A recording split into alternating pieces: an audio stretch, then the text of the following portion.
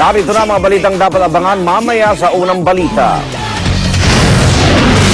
Pagtangay ng motorsiklo sa San Miguel, Pasig, huli sa CCTV.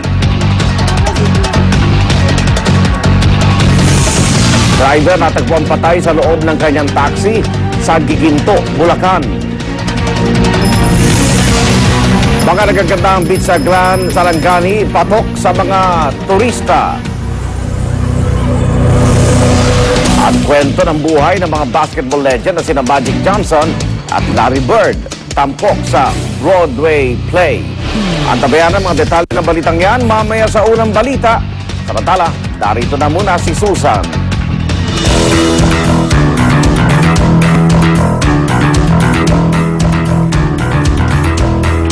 Patuloy na naka-alerto ang National Disaster Risk Reduction and Management Council para sa posibleng pagbagsak ng ilang debris mula sa rocket ng North Korea sa pagitan ng April 12 hanggang 16. Ano ang laban ng Pilipinas at ng isang ordinaryong Pilipino sakaling tamaan ng mga plastic products sa Valenzuela? 16 na milyong pisong halaga ng ari-arian natupo. Lalaking natagpuan patay sa gilid ng bangketa sa Quezon City, hinihilalang biktima ng summary execution. Pagtangay sa isang nakaparadang motorsiklo sa Pasig, huli sa CCTV. 100,000 mangingisda sa probinsya ng Cagayan, maapektuhan ng ipapatupad na no fishing zone bunsod ng rocket launch ng North Korea. Naggaganda ang white sand beaches sa lalawigan ng Sarangani, patok sa mga turista ngayong summer. Buhay ng NBA legends na sina Magic Johnson at Larry Bird, itatampok sa Broadway. Huwag pauli, tutok na sa unang balita.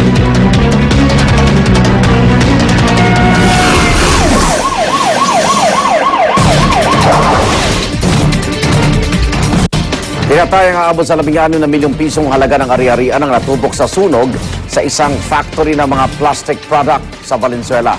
Mabuti na lamang at walang nasugatan sa sunog. Darito ang report ni Salima Refran.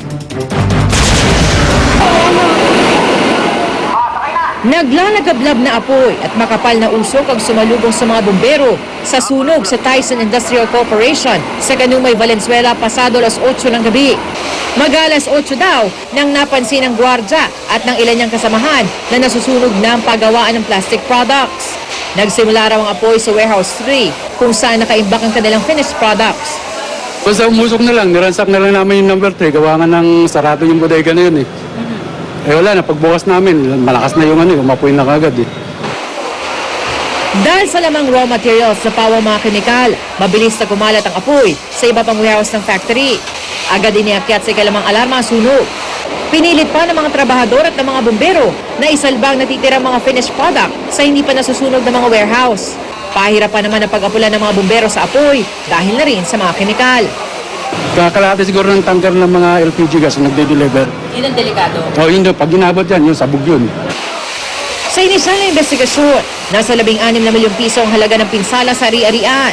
Iniimbestigahan pa ang sanhi ng sunog. Hindi pa namin ma-determine kasi wala pa tayong feedback mula doon sa mga tao kasi walang tao sa loob. Pasado alas 11 na ng gabi nang tuluyang magdeklara ng fire out ang mga bumbero. Ito ang unang balita mula sa Valenzuela. Salima Refran, reporting. Isang lalaki ang natagpo ang patay sa bangketa sa Quezon City. Hinala ng mga pulis, biktima ng summary execution ng lalaki. Narito ang report ni Micaela Papa.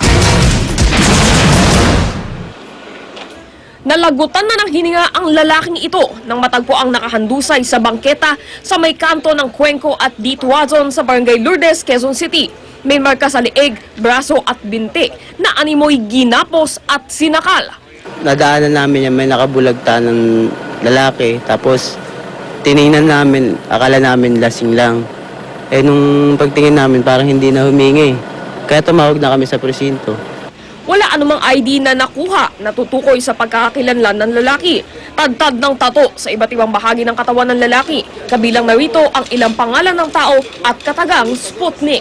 Hinala ng pulis, biktima ng summary execution ng lalaki. Malamang pinatay po ito sa ibang lugar, dito lang po siya itinapon. May posibilidad din po na ganun para maligaw po yung pag-iimbestiga po natin.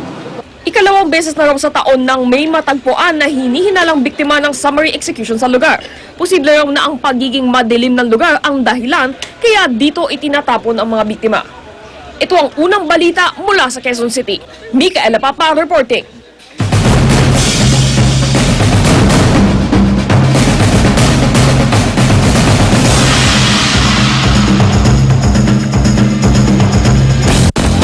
Huli sa CCTV ang pagtangay ng isang nakaparadang motorsiklo sa lungsod ng Pasig. Sa detalye, may live report si Laban Yuver. Love. Igan, paalala nga sa mga may-ari ng motor or nag-drive ng motorsiklo, no? Siguraduhin na yun yung mga paparadahan ay ligtas yung lugar o yung pag-iwanan nyo, ligtas siya dahil baka kayo ang susunod na mabibiktima ng mga nagnanakaw nito. Kagaya na lamang ng videong ito nakuha noong Marso 28 sa San Miguel, Pasig. Makikita sa bandang kanan na may nakaparadang motorsiklo malapit sa poste sa Dr. Pelapil Street. Sa kabilang kanto naman ng nasabing kalsada, mapapansin ang isang lalaki sakay ng motor na may hawak na cellphone na nag-aabang. Ayon sa mga otoridad, ay posible daw itong lookout yung lalaki. Makalipas ang 1 minuto, makikita sa CCTV ang isang lalaking mabilis na naglalakad habang hatak-hatak na niya yung kaninang nakaparadang motorsiklo. Ayon sa otoridad, ang pangyayaring ito ay naganap sa loob lamang ng 30 minutos. Patuloy pa rin ang investigasyon para sa mga posibleng suspect nito. Sa kasalukuyan, ang pinapalo pa namin na yung meron kaming target personality na maaaring sila ang suspect namin. At kasalukuyan hindi pa natin nahuhuli. Ito ay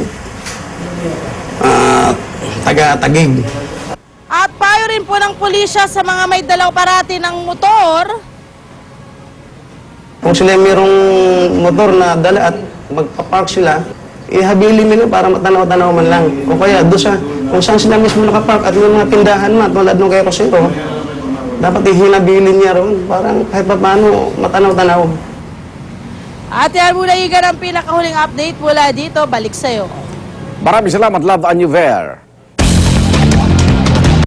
Arestado ang 2 hinihinalang hold-upper na nambibiktima ng taxi sa Taguig City. Ang kanilang modus nakuna ng CCTV. Narito ang exclusive report ni Emil Sumangil.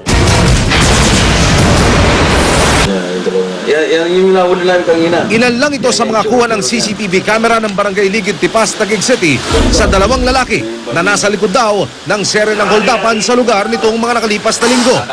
Taxi raw ang target ng mga suspect na pawang mga armado. Makikitang nagsusukbit pa ng barilang isa sa kanila. Sa eskinita at looban ng takbuhan pagkatapos mang-hold up. Ang getaway, nag-aabang na tricycle sa labasan. Hanggang kahapon na madaling araw, muling nakuha ng 2 suspect. Pero sa pagkakataong ito, sa harapan sila ng barangay hall na padaan, tiyempong nasa lubong pa ang taxi na kanilang huling hinold up. Pumasok ng mabilisan sa eskinita ang mga suspect. Ang taxi driver na biktima humingi ng saklolo sa mga barangay tanod at itinuro kung saan nagtago ang mga suspect. Hinabol sila ng barangay tanod. Makaraan ng ilang minuto, nadakip ang 2 suspect sa eskinitang dead end pala. Sa gigil marahil ng taxi driver, sinalubong niya ng suntok ang bumiktima sa kanya. Ayon sa pamunuan ng barangay, pinaulanan na sila ng patong-patong na reklamo hinggil sa mga holdapang ito. Malaking sakit ng ulo nang inabot sa amin taga Tipas dahil nga pagka